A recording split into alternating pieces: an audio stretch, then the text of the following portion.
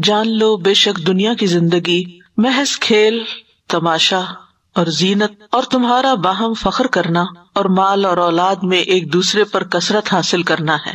اس کی مثال بارش کی طرح ہے جس کی نباتات نے کسانوں کو خشک کر دیا، پھر وہ خشک ہو جاتی ہے، پھر آپ اسے دیکھتے ہیں کہ زرد ہو گئی، پھر وہ چورا چورا ہو جاتی ہے، اور آخرت میں سخت عذاب ہے، اور اللہ کی طرف سے بخشش اور رضامندی ہے، اور دنیا کی زندگی تو محض دھوکے کا سامان ہے۔ اس لیے کیا کرو، سابقوا الی مغفرۃ من ربکم وجنۃ ارضها کارض السماء والارض اعدت للذین آمنوا باللہ ورسلہ ذلک فضل اللہ یؤتیہ من یشاء واللہ ذو الفضل العظیم۔ چونکہ اللہ کے پاس بخشش اور رضامندی بھی ہے، لہٰذا تم کیا کرو، اپنے رب کی بخشش اور اس جنت کی طرف دوڑو، یعنی وہ حاصل کرو جس کی وسعت آسمان اور زمین جیسی ہے۔ وہ ان لوگوں کے لیے تیار کی گئی ہے جو اللہ اور اس کے رسولوں پر ایمان رکھتے ہیں۔ یہ اللہ کا فضل ہے، وہ جسے چاہتا ہے عطا کرتا ہے، اور اللہ بہت بڑے فضل والا ہے۔ اس مثال کا سیاق و سباق کچھ یوں ہے کہ پچھلی آیات میں اہل جنت اور اہل جہنم کے حالات کا ذکر تھا جو کہ آخرت میں پیش آئے گا اور ہمیشہ کے لیے ہوگا۔ جیسے آیت نمبر 19 میں فرمایا والذین آمنوا باللہ ورسلہ اولئک ھم الصدیقون والشہداء عند ربہم لہم اجرہم ونورہم، اور وہ لوگ جو اللہ اور اس کے رسولوں پر ایمان لائے، یہی لوگ اپنے رب کے ہاں نہایت سچے اور گواہی دینے والے ہیں، ان کے لیے ان کا اجر اور نور ہے۔ اس کے برعکس والذین کفروا وکذبوا بآیاتنا اولئک اصحاب الجحیم، اور وہ لوگ جنہوں نے کفر کیا اور ہماری آیات کو جھٹلا دیا، وہی لوگ جہنم کے ساتھی ہیں۔ چونکہ آخرت کی نعمتوں سے محرومی اور عذاب میں گرفتار ہونے کا بہت بڑا سبب انسان کے لیے دنیا کی فانی لذتوں اور دنیا کے عیش و عشرت میں منہمک ہونا ہے، اس کے اندر غافل ہو جانا ہے۔ اس لیے اگلی آیت میں دنیا فانی جو ہے، فنا ہونے والی دنیا، ختم ہو جانے والی دنیا کا حال بتایا گیا ہے کہ اس میں ایک انسان کس کس سٹیج سے گزرتا ہے اور پھر بالآخر اس کا انجام کیا ہوتا ہے۔ تو فرمایا اعلموا انما الحیات الدنیا، اعلموا جان لو، یہ علم سے ہے۔ علم کہتے ہیں کسی چیز کی حقیقت کا ادراک کرنا، کسی چیز کی حقیقت کو معلوم کر لینا، جان لینا، اور اہم خبر بتانے کے لیے اعلموا کا لفظ لایا جاتا ہے، یعنی اللہ سبحانہ تعالیٰ تمہیں اس بات کی خبر دیتا ہے، تم توجہ سے اس بات کو سنو، اس میں غور و فکر کرو، تدبر کرو۔ کس بات میں؟ انما الحیات الدنیا، کہ دنیا کی زندگی کی حقیقت کیا ہے۔ انما جو ہے یہ انما کی طرح کلمہ حصر ہے، یعنی اس کے سوا کچھ نہیں، حقیقت بس یہی ہے۔ کس چیز کی حقیقت؟ الحیات الدنیا، دنیا کی زندگی کی۔ حیات کا لفظ جو ہے یہ حی یا یحییٰ کا مصدر ہے، اور اس کا استعمال مختلف معنوں میں ہوتا ہے۔ حیات اس قوت نامیہ کو بھی کہتے ہیں، یعنی نشو نما دینے والی، جو حیوانات اور نباتات دونوں کے اندر ہوتی ہے، یعنی وہ قوت جس کی وجہ سے وہ زندہ رہتے ہیں۔ پھر اسی طرح قوت احساس کے لیے بھی یہ لفظ آتا ہے، جیسے وما یستوی الاحیاء ولا الاموات، زندہ اور مردہ برابر نہیں، یعنی مردوں میں حس نہیں ہوتی، زندہ میں احساس ہوتا ہے، اور جو انسان بے حس ہوتا ہے اس کا حال بس یہی ہوتا ہے کہ وہ گویا مردہ ہے، اس کے اندر زندگی نہیں۔ اور تیسرا ہے عمل کی قوت، جیسے فرمایا اَوَ مَنْ كَانَ مَيْتًا فَأَحْيَيْنَاهُ، پہلے جو مردہ تھا پھر ہم نے اس کو زندہ کیا۔ اسی طرح غم کا دور ہونا بھی مراد ہوتا ہے، یعنی جب انسان دنیا سے چلا جاتا ہے تو دنیا کے غموں سے چھوٹ جاتا ہے، آگے اچھا ہے تو پھر تو بہت اچھا ہے، اور اگر نہیں تو پھر مزید شدید غم میں مبتلا ہو جاتا ہے۔ پھر حیات سے مراد آخرت کی دائمی زندگی بھی لی جاتی ہے، یعنی کبھی قرآن مجید میں اس معنی میں بھی استعمال ہوتا ہے۔ اور ایک وہ حیات ہے جو صرف اللہ سبحانہ تعالیٰ کے لیے، اس میں کوئی اور شریک نہیں، اور وہ کامل حیات ہے۔ تو یہاں پر دنیا کی زندگی کی مثال، یعنی دنیا میں انسان جو وقت بسر کرتا ہے یا خود دنیا کی جو حقیقت ہے وہ کیا ہے کہ لعب و لہو ہے، کھیل اور تماشا ہے۔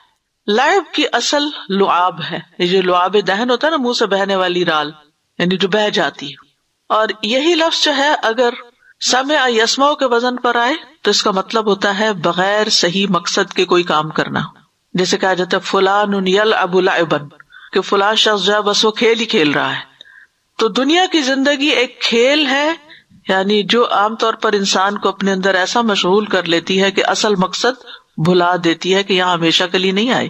اور لہو ہے، لہو اس چیز کو کہتے ہیں جو انسان کو اہم کاموں سے ہٹا دے، فرائض سے غافل کر دے، یعنی کسی مقصد سے ہٹ کر بے سود کام میں لگ جانا. تو لغوی معنوں میں آپ دیکھیں ایک چیز بغیر مقصد کی ایکٹیویٹی ہے اور ایک یہ ہے جو مقصد سے ہی ہٹا رہی ہے. تو لعب اور لہو دونوں کھیل کے معنوں میں ہی آتے ہیں، لیکن دونوں میں کچھ فرق ہے جو علماء نے بیان کیا ہے. جیسے کہ لعب کا معنی بتایا گیا کہ ایسی ایکٹیویٹی اور ایسا کام کہ جس میں کوئی مقصد نہ ہو، کوئی فائدہ نہ ہو، جیسے چھوٹے بچوں کی حرکتیں ہوتی ہیں. اگر آپ چھوٹے بچوں کو، ٹاڈلرز کو دیکھیں تو سارا دن کیا کرتے ہیں، 24 گھنٹے ان کے پاس بھی ہوتے ہیں، وہ ادھر آ رہے ہیں ادھر جا رہے ہیں، وہ چیز پکڑے وہ گرا رہے ہیں، یعنی ساری حرکتیں ایک طرح سے بے مقصد ہوتی ہیں، بے فائدہ. عقل نہیں ہے، سمجھ نہیں ہے، وقت کے جانے کا احساس نہیں ہے. اور لہو وہ کھیل ہوتا ہے جس کا اصل مقصد تو تفریح اور دل بہلانا ہوتا ہے اور وقت گزاری کا مشغلہ ہوتا ہے، لیکن ضمنی طور پر اس میں کوئی دوسرا فائدہ بھی ہوتا ہے، جیسے ورزش ہے مثلاً، یا جیسے بڑے بچوں کے کھیل ہوتے ہیں، تیر اندازی ہو گیا، نشانہ بازی ہو گیا، جیسے سوئمنگ ہے. تو یہ بھی ایک طرح سے لہو میں شمار ہوتے ہیں، یہ بھی کھیل ہی کی قسمیں ہیں، لیکن اس میں کچھ فائدے بھی ہیں.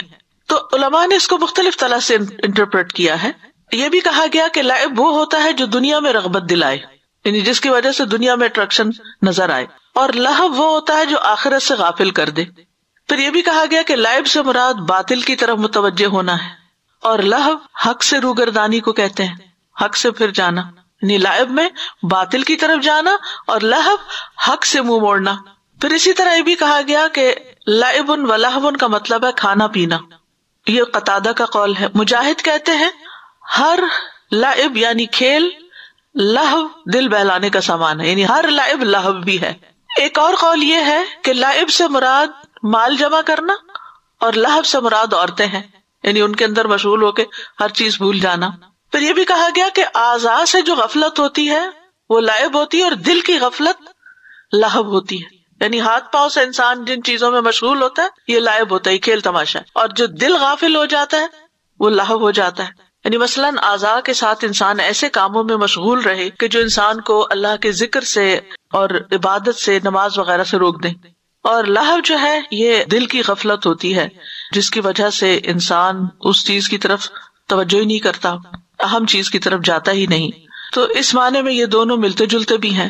کئی دفعہ ہم زبان سے ذکر کرتے ہیں لیکن دل ہمارا کسی اور چیز میں مشغول ہوتا ہے، دنیا کی فکروں میں مشغول ہوتا ہے. اس سے یہ ہے کہ ظاہر ثواب تو کم ہوتا ہے، وہ اصل مقصد تو پورا نہیں ہوتا، اور اس ذکر کے نتیجے میں جو دل کی اصلاح ہونا چاہیے وہ اس کے اثرات پھر ویسے نہیں ہوتے. پھر اسی طرح ابن عباس کہتے ہیں کہ یہ کافر کی زندگی ہے، کیونکہ وہ اس زندگی کو مغروری اور باطل میں گزارتا ہے. جہاں تک مومن کی زندگی ہے تو اس کو نیک اعمال پر لپیٹ دیا گیا ہے، اس کی زندگی کھیل تماشا نہیں ہوتی. مومن کی زندگی کھیل تماشا نہیں ہوتی. تو بنیادی طور پر اللہ سبحانہ تعالیٰ دنیا کے بارے میں لوگوں کے رویے بتا رہے ہیں، اور مومنوں کو مخاطب کر کے کہا جا رہا ہے کہ یہ دنیا لہو اور لعب سے عبارت ہے، جس میں دل اور جسم دونوں ہی مشغول ہو جاتے ہیں اور دونوں ہی دنیا کے پیچھے دوڑتے رہتے ہیں. انسان اپنے ہاتھ پاؤں سے دنیا کمانے کی فکر میں ہوتا ہے اور دل میں دنیا کا غم اور فکر اور اس کی طرف توجہ جو ہے وہ سمائی بھی ہوتی ہے، اور انسان آخرت سے غافل رہتا ہے حتیٰ کہ انسان کی موت کا وقت آ جاتا ہے.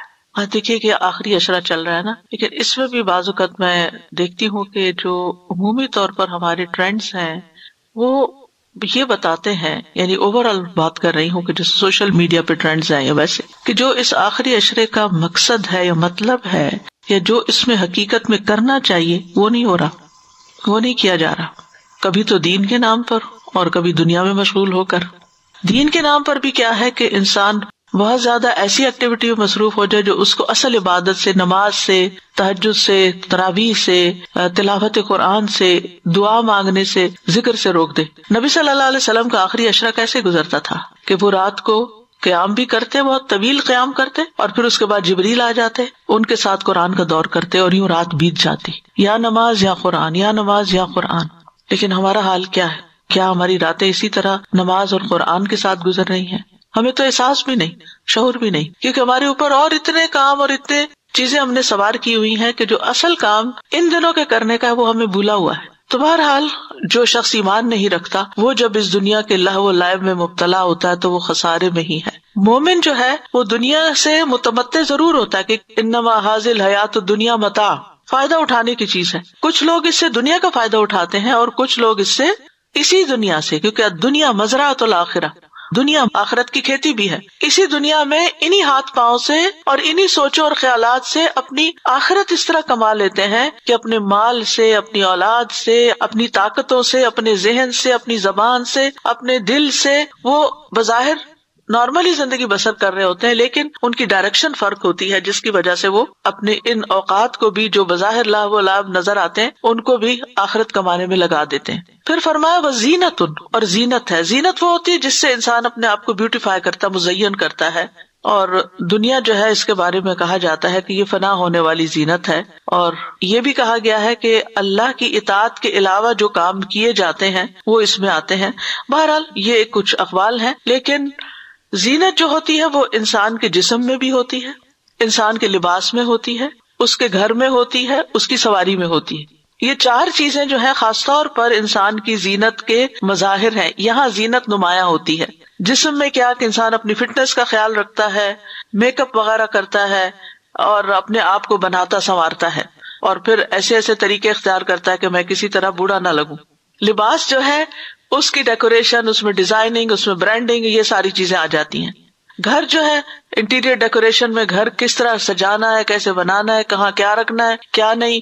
اور اس میں پھر ہر تھوڑے دن بعد جب ٹرینڈز چینج ہوتے ہیں تو پھر ڈیکوریشن کے سٹائل بھی چینج ہو جاتے ہیں، چیزیں بھی ریپلیس ہو جاتی ہیں. اور وہ بڑا قیمتی مال جو ہے جو آخرت کی کسی کمائی کے لیے استعمال ہونا چاہیے وہ انہی چیزوں میں لگ جاتا ہے. اور پھر اسی طرح سواری، گاڑیوں کے مقابلے آپ دیکھیں، پھر اسی طرح گھڑیاں وہ بھی پہننے کی چیز ہے. مقابلہ کس چیز میں ہوتا ہے کہ یہ بس صرف دنیا میں 10 نسخے ہیں اس کے، یہ سگنیچر ہاؤس ہے، یہ فلاں ہے، یہ فلاں ہے. یعنی اس طرح کی چیزوں میں انسان اپنے مال کا قیمتی ترین اور بڑا حصہ لگا دیتا ہے اور اپنی جنت کی تیاری بھول جاتا ہے. تو یہ ساری چیزیں زینت میں آتی ہیں. اور اگر آپ اوور آل دنیا میں اگر مقابلہ دیکھیں تو عموماً اسی چیز میں ہے. یہ مال کا ایک بڑا حصہ جو ہے وہ ضروریات میں نہیں لگ رہا، کیونکہ ضروریات جو بیسک نیڈز ہوتی ہیں ان میں بھی انسان کا مال لگتا ہے، وقت لگتا ہے، لیکن وہ اتنا نہیں لیتے. زیادہ تر انسان کی جو ایفرٹس ہے، مال ہے، صلاحیت ہے، ذہانت ہے، وہ زینت کی چیزوں میں لگ جاتی ہے، کیونکہ اس سے انسان دوسروں میں نمایاں ہوتا ہے. وہ جو اپنے آپ کو اس کو نمایاں کرنے کا شوق ہے نا، کہ جیسا میں ہوں ویسا کوئی اور نہ لگے، تو اس بنا پہ وہ اپنی ساری صلاحیتیں یہی کھپا دیتا ہے. آپ دیکھیں کہ اس میں غریب اور امیر سب کی دوڑ ایسے ہی لگی ہوئی ہے. ایک شادی کا جوڑا اتنا مہنگا ہوتا ہے کہ سال بھر کے کپڑے شاید اس قیمت کے نہ ہو، یا ساری زندگی شاید اتنی قیمت کے آپ کپڑے نہ پہنے. اور پھر آپ دیکھیے کہ شادی کے موقع پہ جو ڈیکوریشنز کی جاتی ہیں یا مختلف تہواروں کے موقع پر جو ڈیکوریشنز ہیں، اور اس میں آپ دیکھیے کہ فقیر بھی ہوتا ہے نا انسان، تو وہ کہتے ہیں زکوٰۃ دے دے، شادی کرنی اور شادی میں اخراجات کیا کرنے، وہی زیب و زینت والی چیزیں عموماً، یعنی بیسک نیڈز پر نہیں رہتے. ہر قسم کے لوگ، ہر سٹیٹس کے لوگ جو ہے وہ اپنے گھروں کو ڈیکوریٹ کرنا چاہتے ہیں، گاڑیوں کو مزین کرنا چاہتے ہیں، سواریوں کو اگر اپنی نہیں کرائے پر بھی لی تو شادی کے دن آپ دیکھیں کہ اس کے صرف گاڑی کی ڈیکوریشن کے اوپر کتنا کچھ خرچ کر دیا جاتا ہے. پھر اسی طرح انسان اگر اپنے پہننے کی چیزوں میں دیکھے تو خواتین کے حوالے سے سونا سب سے مہنگی چیز ہے، اور اب تو خیر خوب ہی مہنگا ہو گیا. تو اس کو بنانا اور بار بار خریدنا اور تبدیل کرنا، یعنی اس میں مال کا کتنا بڑا حصہ لگ جاتا ہے. تو اس سے نتیجہ کیا نکلتا ہے؟ وَتَفَاخُرٌ بَيْنَكُمْ، آپس میں ایک دوسرے پہ فخر جتانا. فخر جو ہے اترانے کے معنوں میں آتا ہے، اور ان چیزوں پر جو انسان کا ذاتی جوہر نہیں ہوتی. یعنی ایک طرح کہ آپ کے اندر کوئی کمال ہے، آپ کے پاس بہت علم ہے یا وہ اسکل ہے، وہ تو اور بات ہے، لیکن یہاں فخر ان چیزوں پر ہے جو آپ کی ذات کا حصہ نہیں، آپ کا مال ہے یا اسٹیٹس ہے یا جاہ ہے، تو اس کے اوپر اترانا جو ہے یہ فخر کہلاتا ہے. ان اللہ لا يحب كل مختال فخور، فخور کا لفظ بھی آتا ہے، بہت زیادہ فخر کرنا. ہر نفیس چیز کو فاخر کہا جاتا ہے عربی میں، ثوب فاخر، قیمتی کپڑا. پھر اسی طرح یہ ہے کہ منکے جو ہوتے ہیں نا، بیڈز، ان کے لیے بھی فخار کا لفظ آتا ہے، کیونکہ وہ ٹھوکا لگانے سے زور سے بولتے ہیں، جیسے کوئی فخر کرنے والا زور زور سے بولتا ہے اور اپنے کمالات، اپنے مال اور ان چیزوں کے بارے میں بتاتا ہے. انسان کس سے پیدا ہو؟ سلسال ان کل فخار، ٹھیکرے کی طرح کھنکھناتی مٹی سے. تو اس سے فخار کا معنی آپ سمجھتے ہیں کہ جن کے اندر اپنی بڑائی کا احساس ہوتا ہے، پھر وہ اس کا اظہار بہت کرتے ہیں، فخر بہت کرتے ہیں، جتاتے ہیں، دوسروں کو بتاتے ہیں. اور یہاں پر فخر کے مقابلے میں تفاخر لایا گیا جو دو لوگوں کے درمیان ہوتا ہے اور زیادہ فخر. اور فخر میں بعض اوقات کوئی آپ کا فخر دیکھ کے اور آپ کی بوسٹنگ دیکھ کے پسند بھی کرتا ہے، لیکن زیادہ تر حسد ہوتا ہے. اور پھر اس کے بعد یہ ہے کہ دنیاوی مال و متاع اور جاہ ان چیزوں کے اوپر ہوتا ہے، دین کی وجہ سے عموماً نہیں ہوتا. پھر جسمانی ساخت اور قوت، حسب نسب پہ فخر، جیسا کہ عربوں کا معمول تھا کہ وہ اپنے آباء و اجداد کی وجہ سے ایک دوسرے پہ فخر کا اظہار کرتے تھے. لیکن کچھ لوگ اپنے علم پر بھی بڑا فخر کرتے ہیں، میرے پاس یہ ڈگری بھی ہے، وہ بھی ہے، اور میں اس شیخ سے بھی پڑھا ہوں اور اس کا اجازہ ہے میرے پاس، اور فلاں چیز اور فلاں چیز. اور اسی فخر کے اظہار کے لیے وہ ایک کے بعد ایک ڈگری لیتے چلے جاتے ہیں اور استعمال کچھ بھی نہیں کرتے. تو یہ سب سے بدترین فخر ہوتا ہے کہ انسان علم حاصل کرنے کے بعد دوسروں کے اوپر دھوس جمائے. علم تو انسان کے لیے ایسے جیسے کسی درخت پہ پھل لگ جائے اور وہ اس سے جھک جائے. اصل علم وہ ہوتا ہے جو انسان کے اندر عاجزی پیدا کرے. اصل علم یہ ہوتا ہے کہ انسان کو پتا چلے میں کچھ نہیں جانتا، نہ کہ تھوڑا بہت جان کے کہے کہ مجھے پتا ہے، آئی نو. وَتَكَاثُرٌ فِي الْأَمْوَالِ وَالْأَوْلَادِ، اور مال اور اولاد میں ایک دوسرے سے آگے بڑھنے کی کوشش کرنا، کثرت حاصل کرنا. جیسے آتا نا الہاکم التکاثر، ایک دوسرے سے مال و دولت اور عزت میں بڑھنے کی کوشش نے تمہیں غافل کر دیا، مال کی بہت سی طلب نے غافل کر دیا. تو زمانے جاہلیت میں بھی اور پھر اس کے بعد آج کل بھی آپ دیکھیں جدید جاہلیت میں لوگوں کو مال اور اولاد پر بہت فخر ہوتا ہے. اور پھر فخر کس چیز پر کہ ہم تم سے زیادہ ہیں. جیسے سورۃ کہف میں آتا نا انا اکثر منک مالا واعز نفرا، کہ میں تجھ سے مال میں زیادہ اور نفری کے لحاظ سے زیادہ باعزت ہوں. تو اہل جاہلیت جو تھے نبی صلی اللہ علیہ وسلم کے زمانے میں یا کفار جو تھے وہ ان چیزوں پہ فخر کرتے تھے، جبکہ مومن جو تھے وہ نیکی اور خیر کے کاموں میں ایک دوسرے سے آگے بڑھنے کی کوشش کرتے تھے. جیسے وہ حدیث یاد ہوگی کہ جس میں نبی صلی اللہ علیہ وسلم کے پاس غریب لوگ آئے، انہوں نے کہا زیادہ صدقہ نہیں کر سکتے، صدقے والے بہت آگے نکل گئے، تو آپ نے ان کو تسبیحات بتائیں. جب امیروں کو بات پتہ چلی تو انہوں نے بھی تسبیحات شروع کر دی. یعنی اس زمانے میں مقابلے ان چیزوں کے ہوتے تھے، تکاثر ان چیزوں میں ہوتا تھا. تو یہاں 4 چیزوں کا بیسیکلی ذکر ہے، لعب اور لہو کا، زینت کا، تفاخر بینکم کا، و تکاثر فی الاموال والاولاد کا. ٹھیک ہے، یعنی یہ 4، لعب و لہو، زینت اور تفاخر اور تکاثر. تو یہ دنیا جو ہے ابتدا میں ایسے ہی ایک کھیل کا میدان ہے، جیسے بچے کھیلتے ہیں اور دل کے بہلاوے کا سامان کرتے ہیں. اور لہو جو ہے وہ عموماً نوجوانوں میں پائی جاتی ہے کہ عورتوں کے اندر مشغول ہونا. اور زینت جیسے عورتیں اپنے آپ کو بیوٹیفائی کرتی ہیں. اور تفاخر جو ہے یہ ہم پلہ لوگ ایک دوسرے کے ساتھ کرتے ہیں جب انسان تھوڑا سا اور کمانے لگ جاتا ہے. اور تکاثر جو ہے کثرت، یہ عام طور پر زمیندار اور کسان وغیرہ لوگ جو ہیں وہ ایک دوسرے کے مقابلے میں کر رہے ہوتے ہیں. تو دنیا جو ہے زائل ہونے میں ان 4 چیزوں جیسی ہے. اور یہ بھی کہا گیا ہے کہ انسانی زندگی کے مراحل کا ذکر ہے اس میں. بچپن میں انسان کھیل کود کرتا ہے، لعب اور لہو. پھر لڑکپن اور ابتدائی جوانی میں لہو کی طرف چلا جاتا ہے انسان. اور پھر آگے بڑھتا ہے تو پھر زیب و زینت. آپ نے بچوں کے ٹرینڈز دیکھے ہوں گے کہ وقت کے ساتھ ساتھ ان کے اندر تبدیلی آتی ہے. ایک وقت آتا ہے کسی کپڑے وغیرہ کی پرواہ نہیں کرتے، اور ایک وقت آتا ہے کہ برانڈ سے نیچے نہیں آتے. پھر اس کے بعد جب خود کچھ کمانے لگتے ہیں تو پھر ان کے اندر ایک اور کانفیڈنس آ جاتا ہے، تفاخر آ جاتا ہے. یہ ادھیڑ عمر کا مسئلہ ہوتا ہے. اور پھر بڑھاپے میں انسان یہ دیکھتا رہتا ہے میں نے کتنا کمایا، میری پینشن کتنی ہے، اس کی کتنی ہے، میرے بچے اور بچوں کے بچے کتنے ہیں. ان چیزوں میں تکاثر، کمپٹیشن، کمپیریزن اس وقت زیادہ شروع ہو جاتا ہے. تو یہ زندگی کے مختلف مرحلے ہیں جس میں سے انسان گزرتا ہے. اور اگر ایمان نہ ہو، تقویٰ نہ ہو، تو یہ چیزیں پوری شدت کے ساتھ اس کے اندر موجود ہوتی ہیں. ان کو مثال دی گئی کس سے کہ یہ سب کیا ہے؟ کمثل غیث، اس کی مثال ایسے ہی ہے جیسے بارش ہو. بارش کیا لاتی ہے؟ زندگی لاتی ہے.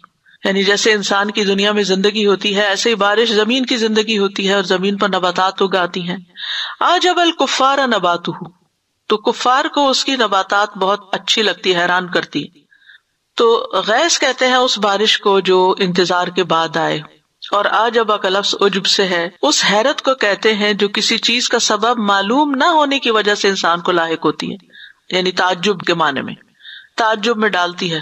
انسان بہت حیران ہوتا ہے کہ زمین کیا سے کیا ہو گئی. اور کفار کا لفظ جو ہے یہ کفرہ سے ہے. کفرہ کا مطلب ہوتا ہے چھپانا. کسان کو بھی کافر کہتے ہیں کیونکہ وہ بیج کو زمین میں چھپاتا ہے. اور آپ دیکھیں انگریزی میں لفظ کور ہے، یہ کفر کے بہت قریب ہے. کور کرنے کا مطلب کیا ہوتا ہے؟ ڈھانک دینا. ٹیبل کور، گلاس کور، فلاں کور، کور، یہ کفر ہی سے نکلا ایک طرح سے. تو یہاں کفار سے مراد ایک معنی لیا گیا کسان، یعنی کسانوں کو بارش سے بڑی خوشی ہوتی ہے کہ وہ جب بیج ڈالتے ہیں اور اوپر سے بارش آ جاتی ہے تو ان کو تو مزے ہو جاتے ہیں کہ اب تو خوب پیداوار آئے گی، اور آتی بھی ہے پھر. اور بعض کہتے ہیں کہ اس سے مراد کافر ہی ہیں کہ کافر دنیا کے ساز و سامان کے ملنے پر بہت خوش ہوتے ہیں اور اسی کی طرف ان کا دھیان لگا رہتا ہے اور اسی میں ان کا کمپٹیشن ہوتا ہے اور ان کا فخر اور غرور ہوتا ہے. تو بہرحال دونوں ہی مراد ہو سکتے ہیں، کیونکہ مومن کا رویہ نا تھوڑا فرق ہوتا ہے. جب اس کے پاس دنیا آتی ہے نا تو وہ تھوڑا اداس بھی ہو جاتا ہے کہ یہ میرے لیے ایک امتحان ہے. جیسے سلیمان علیہ السلام نے کہا تھا لیبلونی ااشکر ام اکفر، اللہ نے مجھے اتنا کچھ دے دیا ہے کہ مجھے آزما رہا ہے کہ میں شکر کرتا ہوں یا ناشکری کرتا ہوں. تو مومن جو ہے دنیا کی بہترین سے بہترین چیز کو دیکھ کر اس کے اندر ایک تو یہ احساس جھاگتا ہے کہ یہ فنا ہونے والی، یہ قائم رہنے والی نہیں، اور پھر وہ اس کو فوراً آخرت کی طرف لے جاتا ہے کہ اس کا مجھے آخرت میں کیا فائدہ ہوگا. بہرحال نبات جو ہے ہر اس چیز کو کہتے ہیں جو زمین سے اگتی ہے، اس کو نبت یا نبات کہتے ہیں. خواہ وہ تناور درخت ہو یا چھوٹی جڑی بوٹیاں ہوں یا بیلیں ہوں، کوئی بھی چیز جو اگتی ہے زمین سے. تو کسان نباتات کے زیادہ ہونے پر، کھیت کے ہریالہ ہو جانے پر بہت خوش ہوتے ہیں کہ ہماری محنت اور کمائی کام آ گئی. تو یہاں پر اس مثال سے یہ بتایا جا رہا ہے کہ جس طرح کسان اپنی کھیتی سے خوش ہوتا ہے، ایسے ہی انسان یا خاص طور پر کافر اپنی دنیا کی کامیابی پہ خوش ہو جاتا ہے. ٹھیک ہے، یعنی دنیا کی مثال کھیت کے ساتھ دی گئی ہے جس میں بارش ہوتی ہے، انویسٹمنٹ ہوتی ہے اور پھر وہ فلرش کرتی ہے. تو دنیا کی زندگی کھیتی ہو گئی، بارش کی وجہ سے، مال آنے کی وجہ سے یہ کھیتی سرسبز ہو جاتی ہے، دیکھنے والوں کو اچھی لگتی ہے. اور حسن بصری کہتے ہیں کہ کافروں کو ہی یہ دنیا اچھی لگتی ہے، وہی اس کو زیادہ انجوائے کرتے ہیں اور وہی اس دنیا میں زیادہ خوش ہوتے ہیں، اور انہی کی طرف سے یہ خوشی زیادہ ظاہر ہوتی ہے. اور یہ چیز دراصل ان کا دنیا کی اور جو کچھ دنیا میں پایا جاتا ہے اس کو بہت عظیم خیال کرنا ہے، یہ بہت بڑی چیز ہے، کیونکہ ان کے سامنے آخرت تو ہے نہیں. لہٰذا دنیا میں ہی اگر زیادہ ملا تو تبھی وہ کامیاب زندگی سمجھتے ہیں. آپ دیکھیں کہ یہ جتنے بھی کامیاب انسانوں کی زندگیوں کے اوپر کتابیں لکھی گئی ہیں سکسیس کے بارے میں، یعنی سکسیسفل پیپل کے بارے میں، اگر آپ ان کتابوں کو دیکھیں تو الٹیمیٹلی اس میں یہی چیز نظر آتی ہے کہ انہوں نے مال کتنا کمایا. یعنی سکسیسفل ہونے کا مطلب یہ کہ آپ مالدار کتنے ہیں، آپ کس مقابلے میں کس نمبر پر ہیں، کیونکہ ان کے لیے سب سے بڑی چیز یہی ہے. لیکن جو مومن ہے وہ دنیا ملنے پر شکر ادا کرتا، فخر نہیں کرتا. وہ مل جاتا تو قناعت کرتا، تکاثر کے لیے اپنے دین کو قربان نہیں کرتا، کیونکہ اس کو پتا ہے کہ زندگی کی حقیقت کیا ہے، کہ یہ کھیت جب سرسبز ہو جاتا ہے تو اس وقت لہلہانے لگتا ہے، انسان خوش ہونے لگتا ہے، لیکن بھول جاتا ہے کہ اس کا زوال بھی ہے. تو اللہ تعالیٰ وہ یاد کرا رہے ہیں ثم یہیج، پھر سرسبز ہونے کے بعد یہ خشک ہو جاتی ہے. یہیج کا لفظ ہیجان سے ہے، ہیجان ہلنے اور جوش کا آنے کو کہتے ہیں. جنگ کو ہیجا بھی کہا جاتا ہے. تو ہیجت الارض کا معنی ہے زمین خشک گھاس والی ہو گئی، یعنی جب کھیتی بھڑک اٹھتی ہے، بالکل جوبن پہ آ جاتی ہے تو اس کا زوال شروع ہو جاتا ہے، خشک ہونے لگتی، وہیں سے ڈرائی ہوتی ہے. یعنی پھر اس کے بعد مزید گرو کرنے کا اس میں پوٹینشیل نہیں رہتا، اب اس کو واپس لوٹنا ہی ہے. پرائم پوائنٹ پہ جا کے یہی ہیجان کا مطلب کیا ہے، جوش کھایا اس نے، بھڑک اٹھی، خوب لہلہانے لگ گئی، اور اب دیکھتے ہی دیکھتے وہ زرد بھی پڑنے لگ گئی. فتراہ مصفرن، ہیجان سے ہی اسفرار آ گیا، زردی آ گئی، یعنی جو تازگی تھی اس میں وہ آہستہ آہستہ وہ براؤنش ہوتے ہوئے پیلی پیلی. اور صفرا کا لفظ جو ہے نا، اس رنگ کو کہتے ہیں جو سیاہی اور سفیدی کے بیچ میں ہوتا ہے، جو عموماً پتوں کے خشک ہونے کے بعد ان کا رنگ ہو جاتا ہے، یعنی گرے سا کلر ہو جاتا ہے نا، کیونکہ سیاہی مائل زیادہ ہوتے ہیں تو اس لیے صفرا کا معنی سیاہی بھی کیا جاتا ہے، یعنی سیاہ ہو گئی. ثم یکون حطاما، پھر ریزہ ریزہ ہو گئی، ٹوٹ پھوٹ گئی، یعنی دنیا حسین ہونے کے بعد مرجھا گئی، زوال آ گیا، پھر ختم ہو گئی. حطام کہتے ہیں نباتات اور دیگر چیزوں کے ٹوٹے ہوئے ٹکڑوں اور ریزوں کو. یہ حتم سے ہے، کسی چیز کو ریزہ ریزہ کرنا، روند دینا جو ہے، اس کے لیے حتمہ کا لفظ بولا جاتا ہے. لا یحتمنکم سلیمان و جنودہ، ایسا نہ ہو کہ سلیمان اور اس کا لشکر تمہیں کچل ڈالیں، جیسے قرآن مجید میں آتا ہے، وہ تمہیں بالکل نیچے روند ڈالیں. اور وما ادراک ما الحطمہ کیا ہے؟ وہ توڑ پھوڑ دینے والی، قیامت کا نام بھی ہے. تو حطام کہتے ہیں کوڑے کرکٹ کو. مثلاً آپ بہترین قسم کا پھل کھاتے ہیں تو اس کے بعد جو باقی ماندہ اس کا کوڑا کرکٹ ہے جو سیاہ ہو جاتا ہے، وہ حطام ہوتا ہے. کسی بھی چیز کا جو بقیہ ہوتا ہے اور ویسٹ ہوتا ہے اور ٹوٹ پھوٹ ہوتی ہے اس کے لیے. اسی طرح ایک لفظ حشیم بھی آتا ہے جو سورۃ کہف میں آتا ہے. حشیم جو ہوتا ہے وہ خاص طور پر تر اور خشک ہوتا ہے، لیکن حطام جو ہے وہ ٹھوس اور خشک ہوتا ہے، جیسے شیشہ ہوتا ہے. تو قابل غور چیز کیا ہے کہ کس طرح اللہ تعالیٰ نے دنیا کی زندگی کو اتنی زبردست مثال کے ساتھ پیش کیا، جس کے اتوار اور ادوار ہم نے دیکھے، اور پھر اس کی حالت دیکھی کہ کیسے تبدیلی آتی ہے. اور کوئی بھی بچہ ہمیشہ بچہ نہیں رہتا، اسے ان سارے مرحلوں سے گزر کر بڑھاپے اور موت تک جانا ہوتا ہے. کوئی بھی کھیت ہمیشہ ہرا نہیں رہتا، اسے بھی بالآخر ایک دن کٹنا ہی ہوتا ہے. تو یہاں پر اللہ تعالیٰ نباتات اور کھیتی کے ذریعے اور ان کی حالت کے ذریعے بات کو واضح کرتے ہیں کہ کس طرح وہ انجام کو پہنچتی ہے. پہلے وہ گرو کرتی ہے، پھر ایک خوشنما مرحلے تک پہنچ جاتی ہے، اور ایسا لگتا ہے جیسے جوش میں آ گئی ہو. پھر جیسے کوئی ایک شخص غصے یا کسی وجہ سے جوش میں آتا ہے نا، تو پھر آپ اس کے بعد دیکھیں اس کا چہرہ پیلا پڑ جاتا ہے. یعنی جب وہ جوش ختم ہوتا ہے تو اداسی اور بالکل ڈاؤن سا فیل کر رہا ہوتا ہے. تو یہی حال دنیا کا ہے کہ جہاں آپ دیکھیں کہ کوئی چیز پیک پہ پہنچ گئی تو اب انتظار کریں کہ کس دن اس کا ڈاؤن فال شروع ہوتا ہے. اور یہ زردی کا آنا ہی اس بات کی علامت ہوتی ہے کہ میرے جانے کا وقت قریب آ گیا ہے. اور پھر وہ ٹوٹ پھوٹ جاتی ہے، ہوائیں اس کو اڑاتی پھرتی ہیں اور ادھر ادھر بکھیر دیتی ہیں.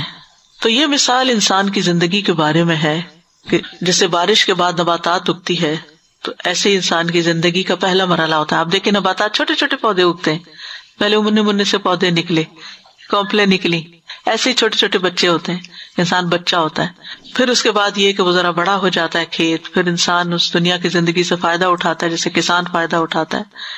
اور دنیا کی تکمیل اور جو اس کا پیک پوائنٹ ہے اس کو کھیتی بڑھکنے سے تشبیہ دی گئی. اور پھر بڑھاپے کا آغاز اور ادھیڑ عمر اس کو کھیتی کے پیلے ہونے سے تشبیہ دی گئی.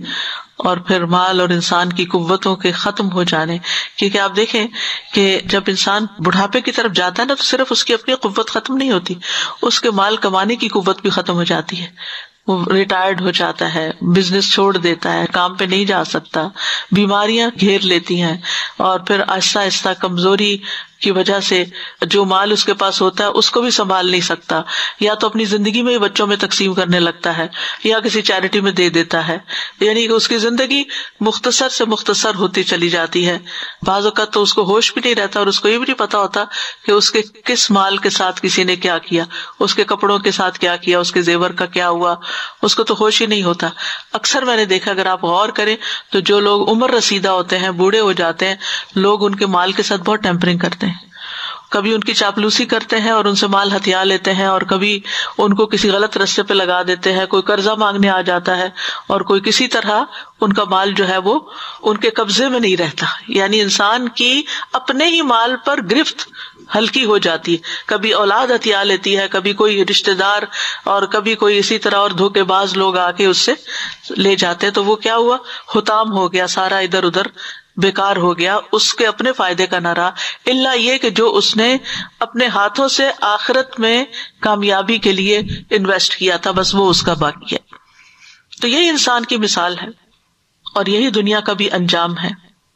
آپ دیکھیں کہ ایک وقت ہوتا ہے انسان کی زندگی میں جب گرو کر رہا ہوتا ہے، کچھ بننے کے لیے ہاتھ پاؤں مار رہا ہوتا ہے، پھر وہ کچھ بن جاتا ہے، پھر وہ رونقیں اپنے ارد گرد اکٹھی کرنے لگتا ہے، گھر خرید لیتا ہے، سواریاں لے لیتا ہے، اچھے لباس خرید لیتا ہے، اور پھر اس کے بعد اس کے آس پاس لوگوں اور دوستوں کی بھیڑ جمع ہو جاتی ہے، اور پھر یا تو موت آ جاتی ہے اور آپ کو دنیا چھوڑنی پڑتی ہے، یا پھر یہ کہ مال کو زوال آئے تو دنیا آپ کو چھوڑ دیتی ہے، دوست بھاگ جاتے ہیں. وفی الآخرۃ عذاب شدید ومغفرۃ من اللہ ورضوان، اور آخرت میں شدید عذاب بھی ہے اور مغفرت بھی ہے اللہ کی طرف سے، اور رضامندی بھی ہے. تو آخرت کا عذاب جہنم کا عذاب ہے، اللہ کی ناراضگی کا ہے. ایک حال یہ ہے، ایک بندہ جو دنیا سے گیا اس کو عذاب کا سامنا کرنا پڑا، اور دوسرا جو ہے وہ مغفرۃ من اللہ ورضوان لے کر گیا. یہ فرق کہاں سے آیا؟ یہ فرق دنیا میں ہی ہو گیا کہ ایک اپنے مال کو، اپنی زندگی، اپنی قوت کو کہاں لگا رہا تھا؟ آخرت بنانے میں، کل بنانے میں، فیوچر کے لیے، اور ایک وہ تھا جو آج کی رونقیں اور آج کی زینت اکٹھی کرنے کے لیے لگاتا چلا جا رہا تھا.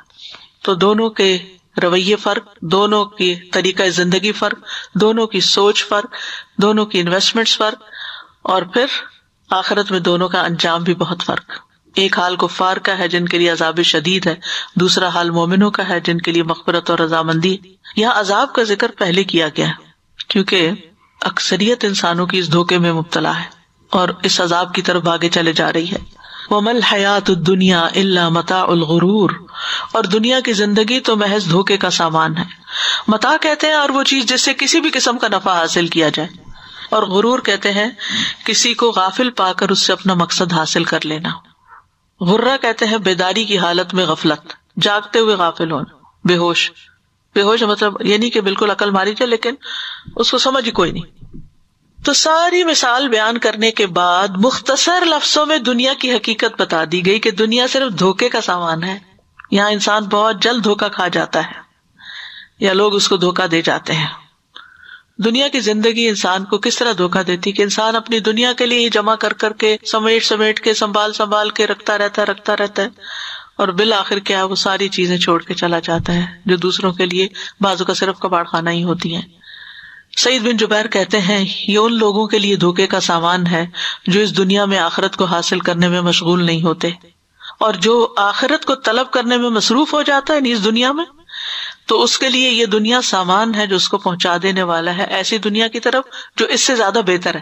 یعنی وہ اپنی اس دنیا سے، اس دنیا کے مال و متاع سے وہ کچھ کماتے ہیں کہ جو اس سے کہیں زیادہ بہتر ہے، وہاں کا نفع کماتے ہیں. حضرت علی کہتے ہیں دنیا کے کھو جانے پہ غم نہ کرو، دنیا 6 چیزوں کا نام ہے: کھانا، پینا، لباس، سونگنا، سواری، شادی، نکاح. دنیا کے کھانے کی سب سے بہترین چیز شہد ہے جو ایک مکھی کا لعاب ہے. یعنی اگر دیکھا جائے شہد بہترین چیز ہے لیکن مکھی بناتی ہے مکھی اس کے منہ سے نکلی ہوئی چیز ہے.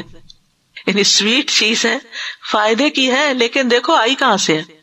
زیادہ تر پیا جانے والا مشروب پانی ہے اور اس میں تمام جاندار برابر ہیں، یعنی انسان، حیوان سبھی پیتے ہیں.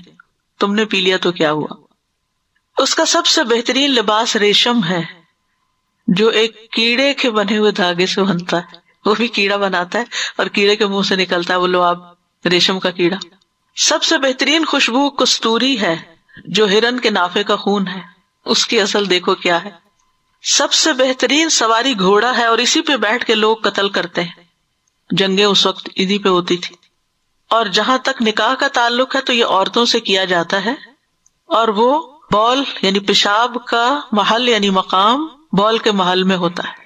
یعنی عورت اپنے بہترین حصے کو خوبصورت بناتی ہے جس کے ساتھ اس کے سب سے بدترین حصے کا ارادہ کیا جاتا ہے. یعنی مرد جب عورت سے تعلق قائم کرتا ہے تو اس کے سب سے جو یعنی پیشاب والی جگہ ہے اس کا وہ ارادہ کرتا ہے. تو اس دنیا میں بھی آپ دیکھو دنیا کی حقیقت کیا ہے. جن چیزوں کے پیچھے آپ بھاگے جا رہے ہیں اور جن چیزوں کے پیچھے آپ جان کھو رہے ہیں، اپنا آپ کھپا رہے ہیں اور گنوا رہے ہیں، دیکھو وہ آئی کہاں سے. خود انسان آپ دیکھو من نطفۃ اذا تمنی، ایک نطفے سے پیدا ہوتا ہے. اپنی اصل تو دیکھو، اپنی حقیقت تو جانو. یہ ہے دنیا جس کے پیچھے ہم بھاگ رہے ہیں، ہم خود ہوں یا ہماری چیزیں ہوں. اعلیٰ ترین چیزیں، قیمتی ترین چیزیں، دل پسند چیزیں، ان کی حقیقت کیا ہے. اور اس کے مقابلے میں آخرت، والآخرۃ خیر وابقیٰ، وہ بہتر بھی ہے اور باقی رہنے والی بھی ہے. وہاں انسان جو کچھ کھائے پیے گا اس کی بھی کوئی غلاظت اس کے جسم سے باہر نہیں آئے گی. آج صبح اگر آپ نے فجر کی نماز میں سورۃ الدہر پڑھی ہو جو کہ مسنون ہے جمعے کی صبح پڑھنا، آج اس آیت پہ اٹک گئی میں. لا يرون فیہا شمسا ولا زمہریرا، نہ سورج اور نہ ٹھنڈک. سورج کی تپش نہیں ہوگی، روشنی ہوگی، سہانی روشنی ہوگی. سورج نہیں نکلتا تو ہم کہتے ہیں سورج نہیں، لیکن نکلتا ہے تو اس کی دھوپ سے بھی بچنا شروع کر دیتے ہیں. یعنی دنیا میں چین کہیں نہیں، لیکن جنت میں یہ سب کچھ بہترین شکل میں ہوگا. لہٰذا کیا کرو، سابقوا الی مغفرۃ من ربکم، دوڑ پڑو اپنے رب کی بخشش کی طرف. سبقت لے جاؤ. دوڑنے سے مراد یہاں پاؤں پہ دوڑنا نہیں، پاؤں پہ بھی دوڑتا ہے انسان. مسجدوں کی طرف جاتا ہے، اب تو وہ بھی نہیں جا سکتے. اللہ کے گھر کی طرف بھاگ بھاگ کے جاتے تھے، وہ بھی جانا بند ہو گیا. تو اب کیا ہے، جہاں بیٹھے ہیں وہیں اپنے دل سے دوڑو توجہ سے عبادت کرو، باقی کام چھوڑ کے اللہ کی طرف بڑھو. اسی لیے ہم آخری عشرے میں کیا دعا پڑھتے ہیں؟ اللہم انک عفو تحب العفو فاعف عنا، اللہ ہم کو معاف کر دے، اللہ ہمیں معاف کر دے. کثرت سے بخشش مانگے. سحری کے وقت استغفار. تو مغفرت کی طرف دوڑنے کا مطلب کیا ہے؟ یعنی مغفرت کے اسباب بھی اختیار کرو، صرف زبان سے ہی نہیں. ایک تو زبان سے ہے کہ اللہ مجھے معاف کر دے، مجھے بخش دے، میں تو اس سے بخشش طلب کرتا ہوں، میں توبہ کرتا ہوں. اور اس کے ساتھ وہ اسباب، وہ اعمال بھی ہیں جو بخشش کا سبب بنتے ہیں، ان کی طرف بھی انسان متوجہ رہے. ان الحسنات یذہبن السیئات. ایسے کام کرے جن میں نمبر 1 صدقہ ہے کہ جو گناہوں کو دھو دیتا ہے، مٹا دیتا ہے، آگ بجھا دیتا ہے ان کی. وجنت ارضھا کارض السماء. وہ جنت جس کی چوڑائی آسمان و زمین کے برابر ہے. عرض جو ہے یہ طول سے کم ہوتا ہے. یہ جیسے ٹیبل ہے نا، تو یہ اس کی لمبائی ہے اور یہ اس کی چوڑائی ہے. چوڑائی کم ہے، لمبائی زیادہ ہوتی ہے کسی بھی چیز کی. ٹھیک ہے. تو عربوں کی عادت ہے کہ وہ کسی چیز کی جب وسعت بیان کرتے ہیں نا کہ وہ بہت بڑی ہے، تو وہ لمبائی سے نہیں بیان کرتے، وہ چوڑائی سے کرتے ہیں، یہ بتانے کے لیے کہ اگر چوڑائی اتنی ہے تو لمبائی کتنی ہوگی. مراد ہے وسعت. جنت کتنی بڑی ہے اس کا اندازہ صرف اس ایک حدیث سے لگائیں. نبی صلی اللہ علیہ وسلم نے فرمایا، اس ذات کی قسم جس کے ہاتھ میں میری جان ہے، بے شک جنت کے دروازے کے دونوں کناروں میں، دروازہ صرف جنت کا دروازہ اور ایک دروازہ، اتنا فاصلہ ہے جتنا مکہ اور ہمیر میں ہے، ایک اور علاقے کے در، یا جتنا مکہ اور بصرہ میں. کسی بھی عالیشان پیلس کا اندازہ اس کے دروازے سے ہی ہو جاتا ہے. کسی کے گھر کا دروازہ دیکھ کے آپ اندازہ کر سکتے ہیں کہ گھر کتنا بڑا ہے، یہ کس قسم کا ہے. بعض گھروں کے دروازے چھوٹے چھوٹے ہوتے ہیں، نارمل جیسے عام طور پہ گھر، لیکن خاص قسم کے گھروں کے دروازے بڑے ہوتے ہیں. تو جنت کا دروازہ اتنا بڑا ہے، سوچئے. پھر اس کا حسن، ناخن سے کم مقدار کی چیز بھی کوئی اگر دنیا میں ظاہر ہو جائے تو آسمان زمین کے کنارے بھی چمک اٹھے. اگر کسی جنتی کے کنگن ظاہر ہو جائے تو سورج کی روشنی کو مٹا دیں، جیسے سورج ستاروں کی روشنی مٹا دیتا ہے. اس جنت کی طرف بڑھو، اس کے لیے کوشش کرو، اس کے لیے جو دے سکتے ہو یہاں دے دو. اور ایک کوڑا رکھنے کی جگہ زمین و آسمان سے بہتر ہے، اور جو کچھ ان کے درمیان ہے. کس کے لیے تیار کی گئی ہے؟ اعدت، تیار کی گئی ہے، للذین آمنوا باللہ ورسلہ، ان لوگوں کے لیے جو ایمان لائے اللہ اور اس کے رسولوں پر. یعنی اللہ نے اپنے ایمان والے بندوں کے لیے جنت کو تیار کیا، سجایا ہے. اور فرشتے بھی جنت کے حسن و جمال سے مروب ہو گئے تھے. ایسی جنت، طوبی لکی منازل الملوک، اے جنت تو کتنی خوش نصیب ہے، تو بادشاہوں کی منزل ہے. دنیا کے بادشاہوں کی نہیں، مراد ہے جو نیک لوگ ہیں. اور پھر ایمان والوں کے لیے تو درجے ہیں بلند، جنت کے درجے. اوپر والے درجے کو دیکھیں گے تو اس طرح دیکھیں گے جیسے دنیا میں کسی گہرے چمکدار ستارے کو دیکھتے، ایک درجے سے اس درجے میں اتنا فرق، یا جو آسمان کے مشرقی اور مغربی کنارے میں ہوتا ہے، کیونکہ دونوں درجوں میں بہت بڑا فرق ہے. جب یہ بات سنی لوگوں نے تو لوگوں نے عرض کیا، اللہ کے رسول یہ تو انبیاء کے محل ہوں گے، یعنی یہ اتنی بڑی بڑی چیزیں تو انبیاء کے لیے ہوں گی. فرمایا نہیں، اس ذات کی قسم جس کے ہاتھ میں میری جان ہے، یہ ان لوگوں کے لیے ہوں گے جو اللہ اور اس کے رسولوں پر ایمان لائے، ان کی تصدیق کی. اتنا بڑا درجہ ہے اس کا یقین. کیونکہ اگر انسان شک میں رہتا، پتہ نہیں دین سچا ہے یا نہیں، پتہ نہیں جنت ہے یا نہیں، جو یقین کے ساتھ اس دین کے اوپر ایمان لائے گا یہ اس کے لیے. ذالک فضل اللہ یؤتیہ من یشاء، یہ اللہ کا فضل ہے، جس کو چاہتا ہے عطا کرتا ہے. اللہم انا نسألک من فضلک العظیم، اللہ یہ فضل ہمیں عطا فرما دینا. واللہ ذو الفضل العظیم، اور اللہ بہت بڑے فضل والا ہے، جس کا کوئی شمار نہیں کر سکتا. یہ ہماری کمزوری ہے کہ ہم اس سے اس کا فضل نہ مانگے اور اس کے لیے دوڑے نہیں. تو بہرحال اس مثال سے جو بات ہمیں پتہ چلتی ہے کہ دنیا کی حقیقت ہمیں بتا دی گئی کہ یہ دھوکے کا سامان ہے. دنیا جو ہے وہ اٹریکشن والی چیزوں سے مزین کر دی گئی ہے. زین للناس حب الشہوات من النساء والبنین والقناطیر المقنطرہ وغیرہ وغیرہ. لیکن اس سے بہتر کیا؟ قل انبئکم بخیر من ذلکم للذین اتقوا عند ربہم جنات، تقوی والوں کے لیے باغ ہیں، جنتیں.